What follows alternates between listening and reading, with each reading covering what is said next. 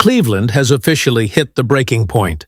Jimmy Haslam just turned his back on Shedeur Sanders in front of the entire locker room, naming Dylan Gabriel the priority moving forward. Fans are furious. Players are whispering about a flat-out betrayal. And now, the entire Browns fan base is calling for a full NFL boycott. This is the moment everything changed. Ian Rappaport put this tweet out about an hour ago. Browns owner Jimmy Haslam also weighed in on his team's quarterback, saying 3 games for Dylan Gabriel is not a great sample size and that the team wants to see more. He also said that Shedeur is making progress in practice, so we're going to continue to work with both of those guys. Thoughts on that? I mean, I don't really have a ton because it kind of makes sense. It's him saying exactly what he should say. Shedeur's progressing as a backup. 3 games is not nearly enough time to... Jimmy Haslam just dropped a bomb that has Browns fans ready to riot. And it's not about the offense being trash or Kevin Stefanski's play calling. No. The Browns owner just publicly said that 3 games isn't enough to evaluate Dylan Gabriel. But Shedeur Sanders? Oh, he's making progress in practice. Practice? Let that sink in for a second. While Dylan Gabriel is out there getting destroyed behind that offensive line, taking real NFL hits and trying to salvage this dumpster fire of a season, Shedeur is getting praised for throwing to guys in non-contact drills. And here's the kicker. This is the same organization that traded away Joe Flacco, rushed Dylan into starting before he was ready. And now they're basically telling the world, yeah, we might have messed up, but hey, Shedeur looks good in practice, though. Fans are calling this the ultimate betrayal, and some are even threatening to boycott Browns games until they get answers. Because if Dylan wasn't ready, why is he starting? And if Shedeur is so good, why isn't he out there? Don't count that game. So you're really talking about 2 starts that we're evaluating him. No, it's still 3. I was like, all right, Jimmy. Jimmy's starting to talk like a fan a little bit here. It's still 3. The one the one pass that should have been an interception that Jerry Jeudy caught, it wasn't raining that hard in that particular moment in time in the game. You know, I think that 3 games is not enough time to evaluate any quarterback. It wouldn't be enough time to evaluate Shedeur Sanders, right? I just think in the NFL, you know, as fans, we try to hit like the 5-minute button on the microwave, and then we try to come back and either it's good or it's not. And I think that's unfair to the people that's out there. But the opinion on Dylan Gabriel that I have is not that strong. I don't, based on what I've seen so far, I don't think he's that good. And I told people from jump, I told people over the summer that of all the rookies in this class, I would be paying like more attention to him to anybody else based on what I was told about this being Kevin Stefanski's guy, about his intelligence, about his, processing speed. So let's talk about what just happened, because this situation is absolutely wild. Ian Rappaport put out a tweet about an hour before this conversation went down, and it sent shockwaves through the entire NFL community. From your standpoint, I totally get it. You get a 5th-round pick for a guy that you're never playing again this year. But from Stefanski's point, I don't think he agreed with that. So I wonder if he was like even in the loop or even had any involvement in this. So Cecil Shorts sent me this article, and it was Joe explaining on the back end of what happened. Couple tidbits from the article. Joe says, now I don't know if they would have done it anyway if I wasn't interested. If I said, no, I really don't want to do that, guys, I don't know if they would have said, okay, yeah, that's cool, we won't do it then. But it did seem like Andrew Berry was like, listen, man, we appreciate what you've done. Would this be something that you'd be open to? So we had a conversation about it for sure. So they did have a conversation about it? So it sounds like to me that basically somebody made the call, and instead of just throwing it out there, instead of Andrew and Kevin kind of talking about it, Andrew picked up the phone, called Joe, and said, hey, Joe, this is the situation at hand. I am going to leave it up to you if this is something that you want to do or not. Joe clearly said, well, you know what? If this is going to give me an opportunity to play, I'll go ahead and do so. And then you have Kevin Stefanski saying, well, this caught me by surprise. We were surprised they called us, whatever the case may be. John just said this was never the plan for Dylan Gabriel to be the starting quarterback after 4 or 5 weeks. And when he said that, I instantly wrote down, why did the plan change? I think it's just because Flacco was so bad, so turnover prone. I think that's really what it was. Was Flacco bad and turnover prone because Flacco was bad, or because the offense didn't put him in a situation to have success? And I'm asking this question to you, and I'm asking it to the fan base. I just have a hard time believing that Jamar Chase and T. Higgins was all the difference in the world and how he's been performing. Well, look, I think the Browns owner Jimmy Haslam came out and said that 3 games for Dylan Gabriel is not a great sample size and that the team wants to see more. Okay, fine. That makes sense, right? But then he adds, and I quote, "Shedeur is making progress in practice, so we're going to continue to work with both of those guys." Now, on the surface, this sounds like standard owner talk. You know, the kind of stuff that gets said in press conferences to keep everyone calm. But when you really dig into what's happening in Cleveland right now, this statement is absolutely loaded with implications, and none of them are good for Dylan Gabriel. Think about it. You're Dylan Gabriel. You're a third-round pick who, by all accounts, was never supposed to start this early. The plan, the actual plan that everyone in that building knew about, was for you to sit, learn, and develop. Maybe come in for a few spot starts if things went sideways. But nothing like what's happening right now. And then Joe Flacco starts turning the ball over like he's handing out candy on Halloween.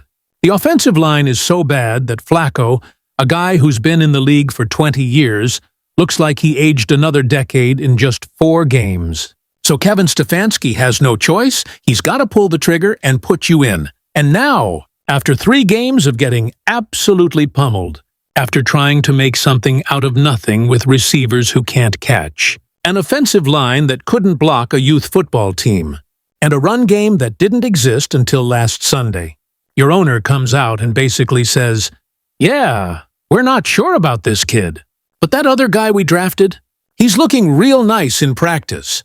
Do you know how demoralizing that is?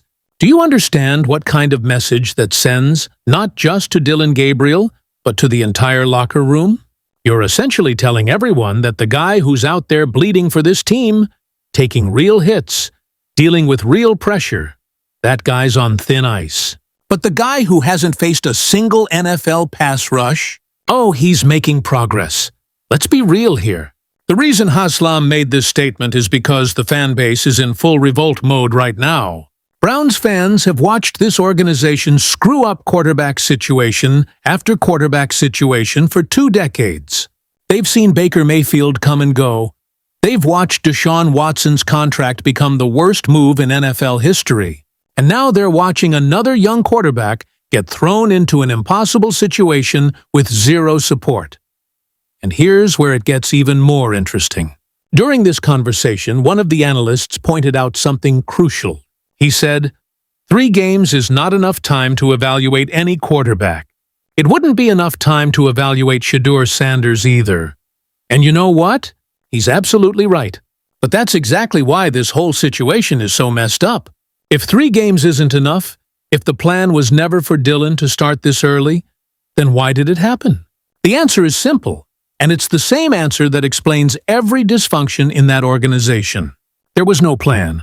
Or rather, there was no good plan. They ran a 4-man quarterback competition in training camp where 2 of the guys who took the most reps aren't even on the team anymore. They traded for Kenny Pickett on day 1 of free agency like he was the answer, then watched him get hurt, and eventually shipped him off to Las Vegas. They kept Joe Flacco around as the veteran presence, then got shocked when a 40-year-old quarterback couldn't survive behind a Swiss cheese offensive line.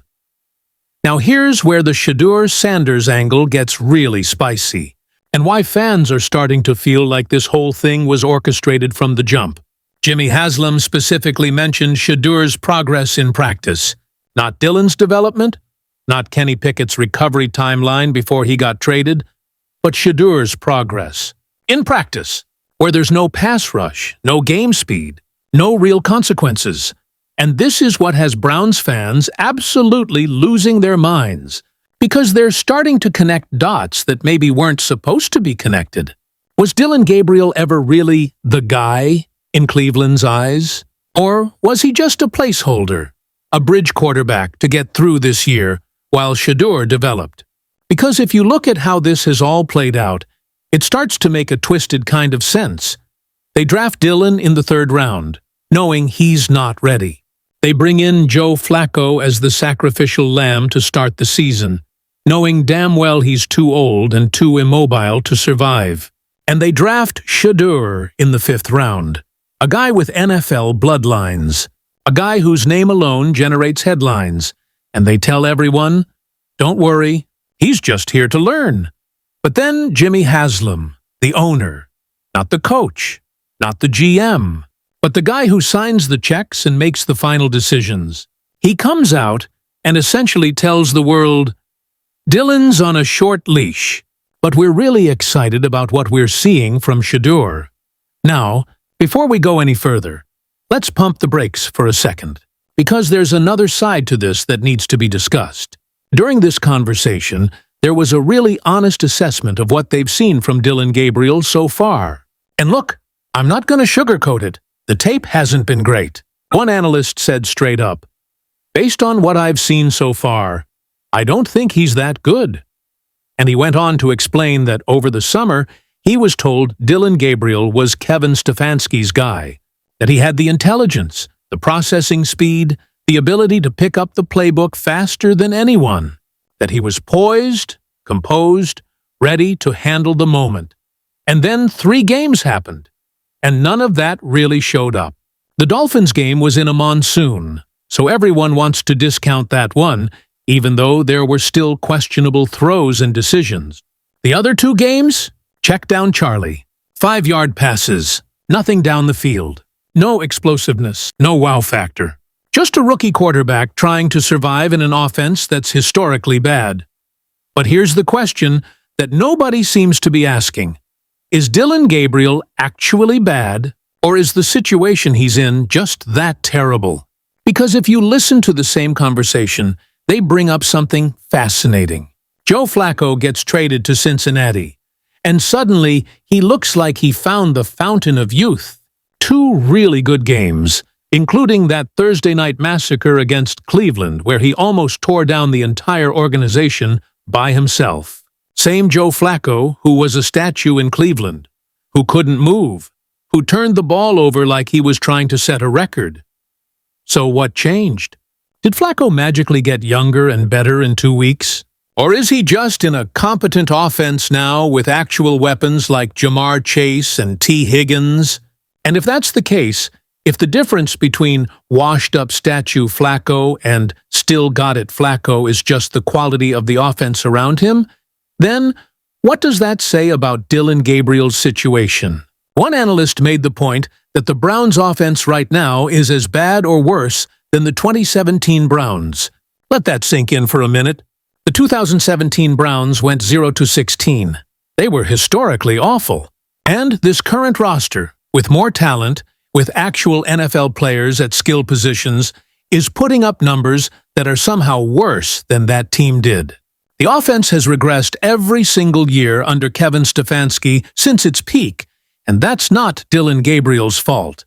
That's not even Deshaun Watson's fault at this point. That's a systemic failure. The offensive line has been a revolving door of backups and street free agents.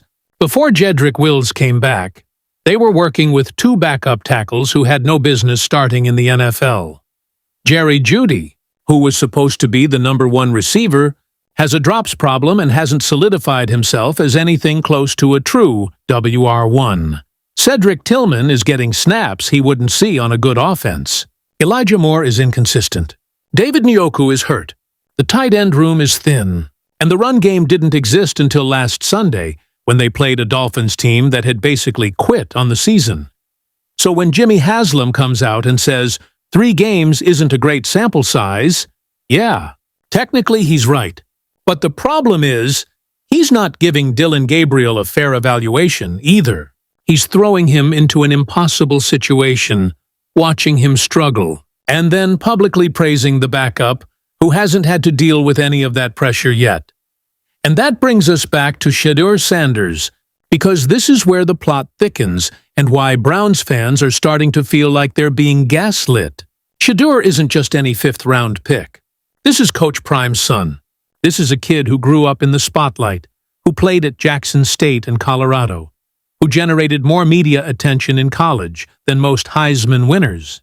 This is a name that sells jerseys, generates clicks, and brings attention to your organization. Now, I'm not saying that's why Cleveland drafted him. I'm not saying there's some grand conspiracy where they plan to sabotage Dylan Gabriel from day one just to get Shedeur on the field.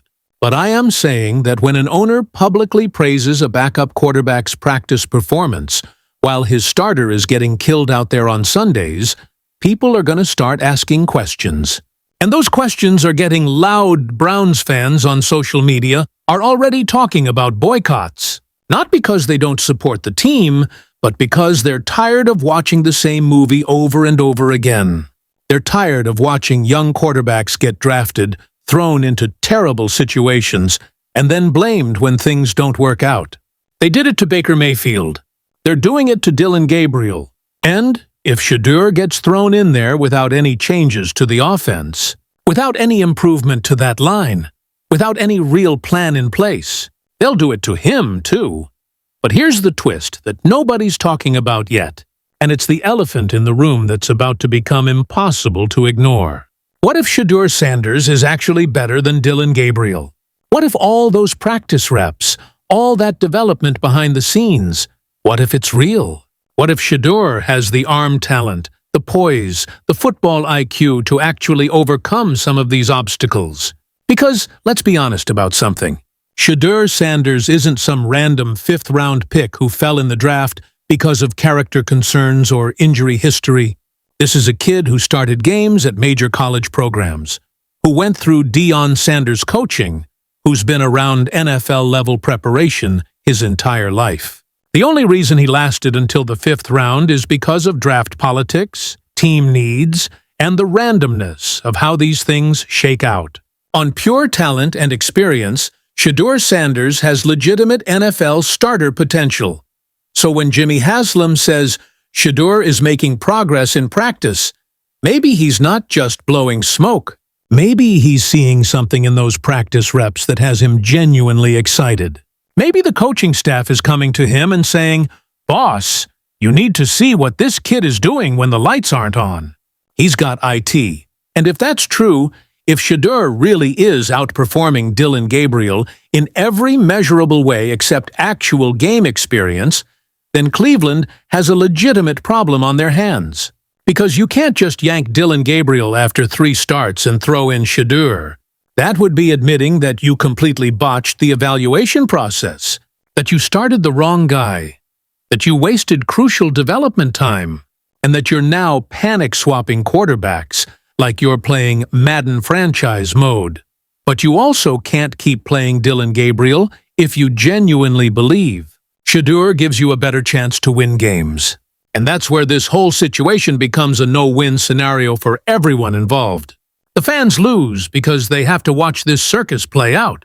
Dylan loses because he's either getting pulled too early or he's being left out there to die.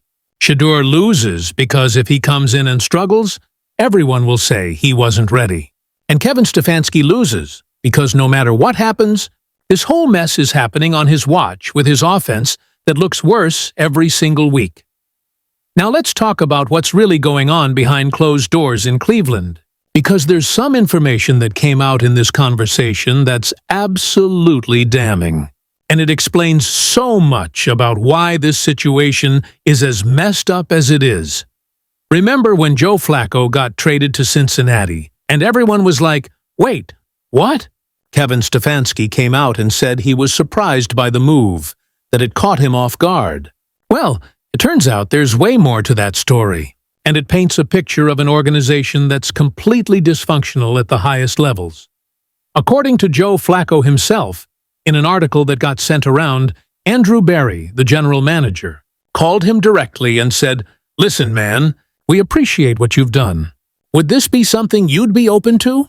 And Flacco basically said, "If it gives me an opportunity to play, I'll do it." But here's the key part that nobody's really focusing on.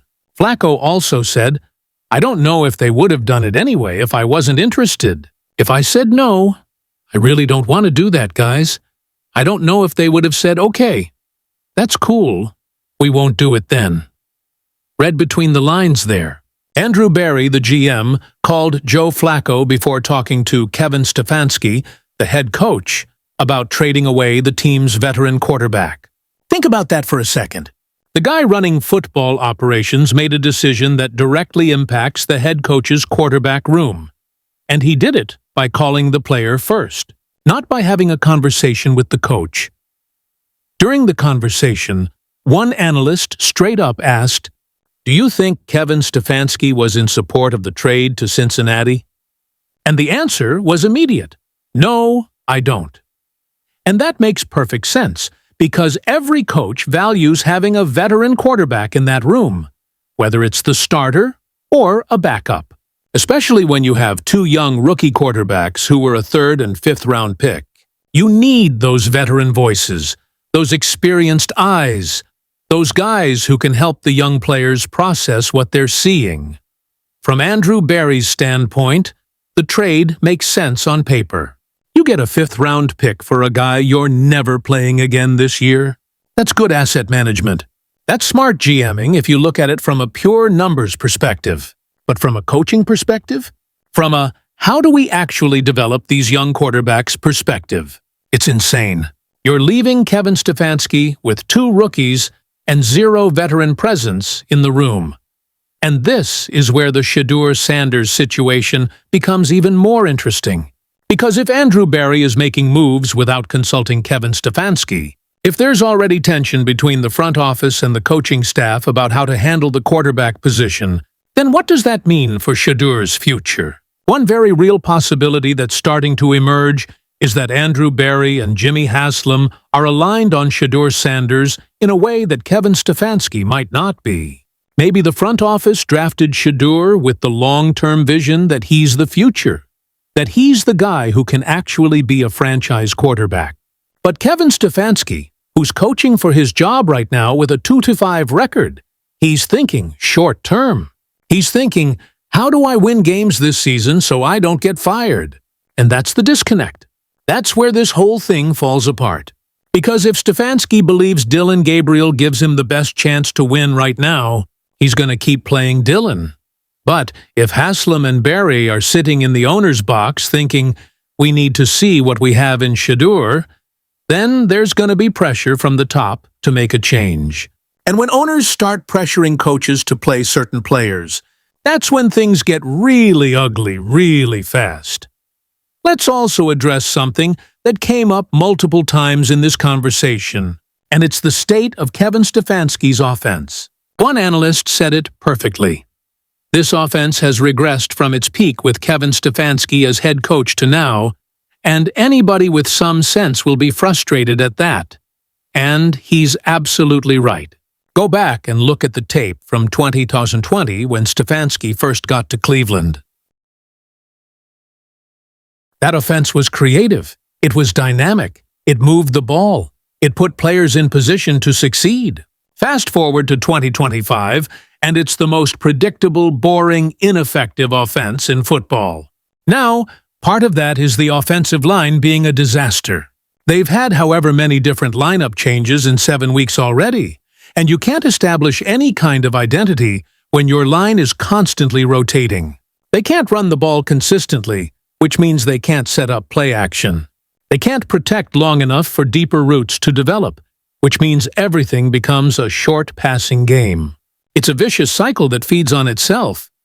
But here's what's crazy. During the Dolphins game last Sunday, Nick Chubb got hurt, and Quinshawn Jenkins stepped in and ran for over 100 yards. He was physical. He was violent. He was wearing down that defense with every carry. And people want to say, well, take away the 46-yard run, and he only had 36 yards. Okay, cool. But that's not how football works. You don't just take away the big plays. Those big plays happen because of the work you put in on the earlier plays. Jenkins was getting 2 yards, 3 yards, -1 yard, but he was hitting people, making defenders feel him, setting up that big run later. That's old-school football. That's exactly what you want from a physical running back. And the Browns were able to do that because they had a lead and the Dolphins had quit. But what happens tomorrow against a real defense? What happens when Mike Vrabel's Bengals come in and sell out to stop the run? What is Kevin Stefanski going to do then? And that's the real question that should terrify Browns fans. Because if the game plan against Cincinnati is run the ball 25 times and hope Dylan Gabriel doesn't have to do much, and that plan falls apart by the third quarter because they're down by 2 scores, what happens then? Does Stefanski panic and put Dylan in bad situations? Does he stick with the run even when it's not working? Or does he make the call to Jimmy Haslam and say, it's time to see what Shedeur can do? Because here's the thing about Shedeur Sanders that makes this whole situation so fascinating. This kid has been prepared for this moment his entire life. He's Deion Sanders' son. He's been around NFL players, NFL coaches, NFL preparation since he was in diapers. He played at Jackson State where he had to do everything himself, with minimal talent around him. Then he went to Colorado and dealt with the biggest media circus in college football, while putting up numbers and winning games. The pressure doesn't faze Shedeur Sanders. The big moment doesn't scare him. And if Cleveland's offense is already this bad, if they're already this limited in what they can do, then maybe Shedeur's ability to improvise, to make plays off script, to extend plays with his legs, maybe that's exactly what this offense needs. But here's the part that should worry Dylan Gabriel and his supporters. Jimmy Haslam didn't have to mention Shedeur at all. When Ian Rappaport asked him about the quarterback situation, Haslam could have just said, "We're sticking with Dylan. We believe in him. 3 games isn't enough." That's the standard owner answer. But instead, he went out of his way to mention Shedeur's progress in practice. That wasn't an accident. That was intentional. That was Haslam sending a message to everyone, fans, media, maybe even Kevin Stefanski, that Shedeur Sanders is very much in the conversation. And look, let's be real about this. As much as people want to hate on Shedeur because of the hype, because of his dad, because of all the attention he gets, the kid can play. He's got arm talent. He's got mobility. He's got football IQ. And he's got that confidence that you can't teach. If Cleveland's front office genuinely believes Shedeur gives them a better chance to win than Dylan Gabriel, then they're going to make that move sooner rather than later. The problem is timing. If they make the switch after week 8 or 9, it looks like they're panicking. If they wait until week 15, everyone will say they wasted a whole season. So when is the right time? That's the question that's eating at Jimmy Haslam right now. That's the decision that could define this entire franchise for the next 5 years. Because if Shedeur comes in and balls out, if he shows everyone that he was the right pick all along, then Dylan Gabriel becomes a cautionary tale, and Cleveland looks smart for making the move. But if Shedeur struggles, if the offense is just as bad with him under center, then this whole organization looks like a clown show that can't develop quarterbacks, and should probably just draft offensive linemen with every pick for the next 3 years. So here's what we need to be watching over the next few weeks. Watch Jimmy Haslam's comments. If he keeps bringing up Shedeur, if he keeps praising his practice performance, that's your signal that a change is coming. Watch Kevin Stefanski's play calling. If Dylan Gabriel suddenly starts taking more chances down the field, if they open up the playbook, that means Stefanski is trying to give him every opportunity to prove himself before it's too late. And watch the locker room. If veterans start talking about seeing what we have in other guys, or exploring all our options, that's code for the starter is losing the room. This isn't just about 2 rookie quarterbacks competing for a job. This is about an organization that's been dysfunctional for 2 decades trying to figure out if they finally got it right. This is about an owner who's tired of losing, making decisions that may or may not be in the best interest of the team. And this is about Shedeur Sanders, a kid with more hype and pressure on him than almost any fifth-round pick in history, waiting in the wings for his moment. Do you think Jimmy Haslam made the right call praising Shedeur publicly? Or should he have kept that behind closed doors? Is Dylan Gabriel getting a fair shot? Or is this whole thing rigged from the start? And most importantly, when Shedeur Sanders finally gets his chance, will he prove everyone right? Or will he become another cautionary tale in Cleveland's quarterback graveyard?